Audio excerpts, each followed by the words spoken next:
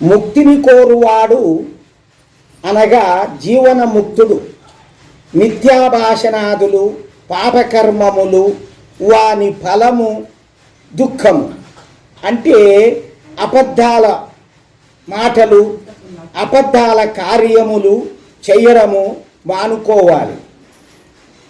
ఇవి మిథ్యాభాషలు అంటారు. మిథ్యాభాషణాదులు అంటే ఈ అబద్ధాల పూజలన్నీ మానుకోవాలి.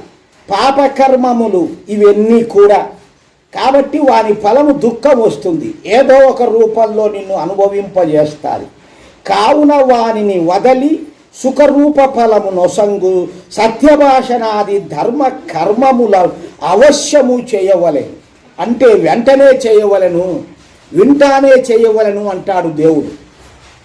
ధర్మకర్మములు దుఃఖము నుండి విడిబడి సుఖమును అనుభవింపగోరు వారు అధర్మమును వదలి ధర్మాచరణము తప్పక చేయవలెను.